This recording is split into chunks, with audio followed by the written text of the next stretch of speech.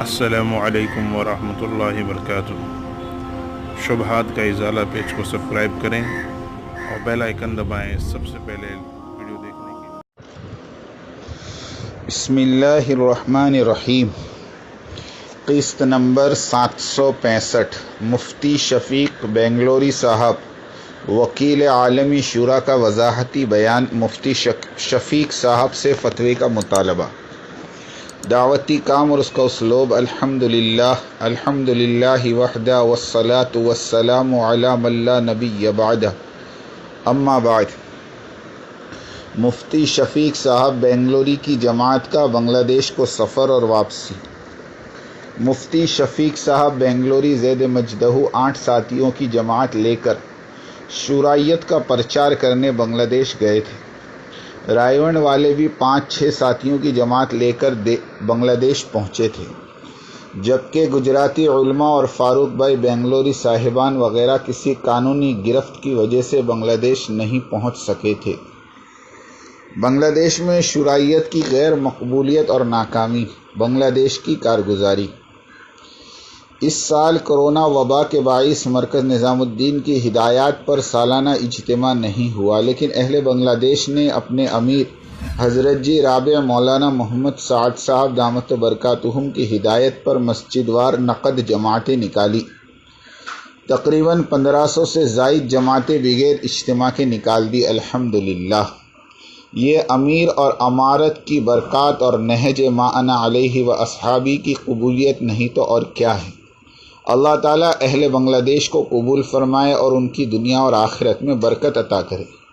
اسے ہی اطاعت کہتے ہیں اور ہم کو 100% یہی سیکھنا ہے۔ دوسری طرف شورائیت والوں نے 14 شہروں میں جوڑ رکھے تھے، خوب انتظام کیا اور ان کی مدد کے لیے رائے ون کے شورائیوں کی جماعت بھی پہنچی۔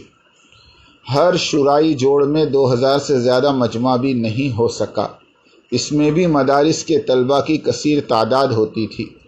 عوام اور علماء نے دوری اختیار کر لی۔ 99% مجمع مرکز نظام الدین کی اطاعت پر جمع ہوا ہے، اللہ قبول فرمائے۔ یہ بات بھی قابل ذکر ہے کہ حضرت مولانا ارشد مدنی صاحب دامت برکاتہم کی توجہات اور اپنے معتقدین کو ہدایات بھی تھی کہ ہم اور ہماری جمعیت اور ہمارے دفاتر اور مراکز تندہی کے ساتھ مولانا سعد صاحب اور مرکز نظام الدین کی بازیابی کے لیے سعی اور کوشاں ہیں، لہٰذا تم بھی اپنے ملک میں ایسا ہی کیجیے۔ اللہ تعالیٰ مدنی خاندان کی اس سرپرستی کو بے انتہا قبول فرمائے۔ مفتی شفیق صاحب کا بیان۔ شورائیت کے وکیل مفتی شفیق صاحب زید مجدہ بنگلہ دیش سے واپسی پر شورائیت کے مرکز سلطان شاہ بنگلور میں 10 جنوری 2021 کو بیان فرمایا۔ بیان میں سفر کی کارگزاری کے بجائے وضاحتی بیان شروع فرما دیا اور بغض معاویہ کی طرح بغض سعد میں بہت دور تک نکل گئے۔ حضرت جی رابع کی امارت اور ان کی کردار کشی بیان کرنے میں وقت صرف کر دیا۔ یہ مفتی شفیق صاحب کی اندرونی بوکھلاہٹ اور علمی کم مائیگی ہے کہ بات بات پر جھوٹ، خیانت، تلبیسیت اگلتے رہتے ہیں۔ اس سے پہلے بھی موصوف کے وضاحتی بیانات سنیے، آج بھی وہ اسی طرح کے بے سر و پا بیانات سے معصوم عوام کو گمراہ کرنے کی ناکام کوشش فرماتے رہے۔ اس سے قبل بھی 12 مارچ 2020 کو گیرہلی تمکور ضلع میں شورائیت والوں نے علماء کرام کا اجتماع رکھا تھا۔ تقریباً 200 علماء کرام جمع ہوئے تھے، جن میں مفتی شفیق صاحب بنگلوری سلمہ کا بیان ہوا اور انہوں نے حسب روایت وضاحتی بیان کیا۔ مفتی شفیق صاحب بنگلوری سلمہ کی تقریر اگر کہیں سے مل جائے تو اسے سماعت فرمائیں اور پھر مندرجہ ذیل قسط کو ملاحظہ فرمائیں۔ ہم نے مفتی شفیق صاحب سلمہ کی تقریر سنی۔ وہ کہتے ہیں کہ دعوتی کام نہج سے ہٹ گیا، مثلاً گھروں کی تعلیم میں مستورات کا قرآنی حلقہ۔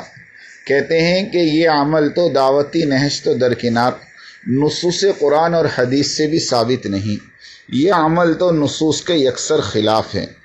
تو ہم نے جواباً تفصیلی اور مدلل بحث کی تھی، اور پھر مفتی صاحب نے اسی طرح دارالعلوم دیوبند کے ماضی میں دیے گئے فتوے کو ریپیٹ کیا اور کہنا کہ مولانا سعد صاحب کوئی نیا گروپ تیار کر رہے ہیں، اور کہا کہ ساری دنیا کے 99% علماء شرعیت کے ساتھ ہیں اور سب کے سب مولانا سعد صاحب کے خلاف ہو چکے ہیں۔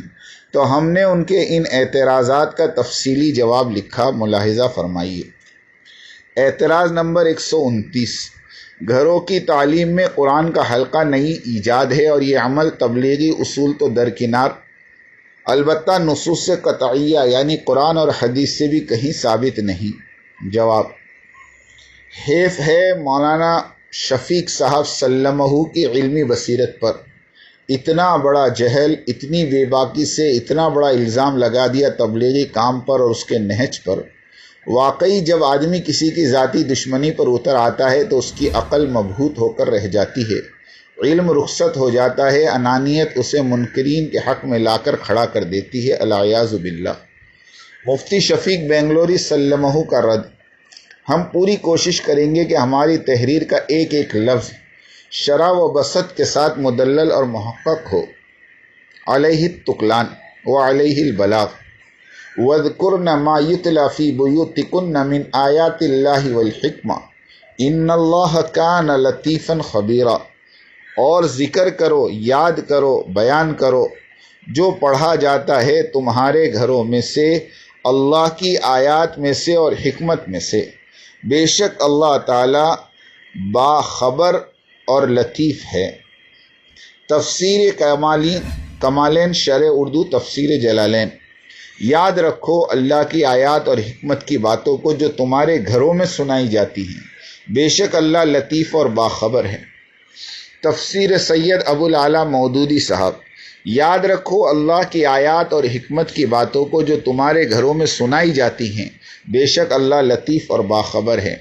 مولانا احمد رضا خان صاحب، یاد کرو جو تمہارے گھروں میں پڑھی جاتی ہیں اللہ کی آیتیں اور حکمت، بے شک اللہ ہر باریکی کو جانتا اور خبردار ہے۔ حضرت مولانا احمد علی لاہوری صاحب، اور تمہارے گھروں میں جو اللہ کی آیتیں اور حکمت کی باتیں پڑھی جاتی ہیں انہیں یاد رکھو، بے شک اللہ رازدار اور خبردار ہے۔ تفسیر احسن البیان، اور تمہارے گھروں میں اللہ کی جو آیتیں اور رسول کی جو احادیث پڑھی جاتی ہیں ان کا ذکر کرتی رہو، یقیناً اللہ تعالیٰ لطف کرنے والا خبردار ہے۔ حضرت مولانا جالندھری صاحب، اور تمہارے گھروں میں جو خدا کی آیتیں پڑھی جاتی ہیں اور حکمت کی باتیں سنائی جاتی ہیں ان کو یاد رکھو، بے شک خدا باریک ہیں اور باخبر ہیں۔ محمد جوناگڑی صاحب، اور تمہارے گھروں میں اللہ کی جو آیتیں اور رسول کی احادیث پڑھی جاتی ہے ان کا ذکر کرتی رہو، یقیناً اللہ تعالیٰ لطف کرنے والا خبردار ہے۔ محمد حسین نجفی، اور اللہ کی جو آیتیں اور حکمت کی جو باتیں تمہارے گھروں میں پڑھ کر سنائی جاتی ہیں ان کو یاد رکھو، بے شک اللہ بڑا باریک بین اور بڑا باخبر ہے۔ علامہ جوادی صاحب، اور ازواج پیغمبر، تمہارے گھروں میں جن آیات الہی اور حکمت کی باتوں کی تلاوت کی جاتی ہے انہیں یاد رکھنا کہ خدا بڑا باریک بین اور ہر شے کی خبر رکھنے والا ہے۔ سید طاہر القادری صاحب، اور تم اللہ کی آیتوں کو اور رسول اللہ صلی اللہ علیہ وسلم کی سنت اور حکمت کو جن کی تمہارے گھروں میں تلاوت کی جاتی ہے یاد رکھا کرو، بے شک اللہ اپنے اولیاء کے لیے صاحب لطف اور ساری مخلوق کے لیے خبردار ہے۔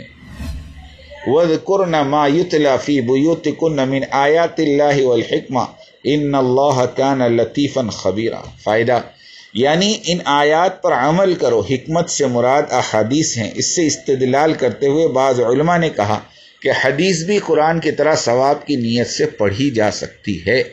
علاوہ ازیں یہ آیات بھی ازواج مطہرات کے اہل بیت ہونے پر دلالت کرتی ہے، اس لیے کہ وحی کا نزول جس کا ذکر اس آیت میں ہے اکثر و بیشتر ازواج مطہرات کے گھروں میں ہی ہوتا تھا، بالخصوص حضرت عائشہ رضی اللہ تعالیٰ عنہ کے گھر میں۔ فائدہ، ہم نے ہر مکتب فکر کے مفسرین کی تفسیر بیان کر دی ہے، اور بھی درجنوں تفاسیر پیش کر سکتے ہیں، مگر طوالت کے خوف سے اختصار پر ہی قناعت کرتے ہیں۔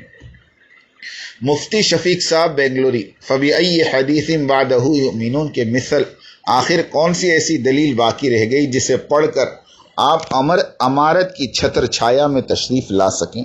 تنبیہ، آپ کا یہ بار بار کہنا دعوتی کام نہج سے ہٹ گیا، دیوبند کا فتویٰ دینا، دنیا میں 99% علماء امارتی ترتیب سے متنفر ہو گئے وغیرہ وغیرہ، یہ سفید جھوٹ بول کر اب آپ علماء کرام اور عوام کو دھوکہ نہیں دے سکتے۔ دنیا جان چکی ہے آپ لوگوں کی باغیانی اور طاغیانی ذہنیت کو اور آپ کی شورائیت کو۔ مفتی شفیق صاحب سے فتوے کا مطالبہ۔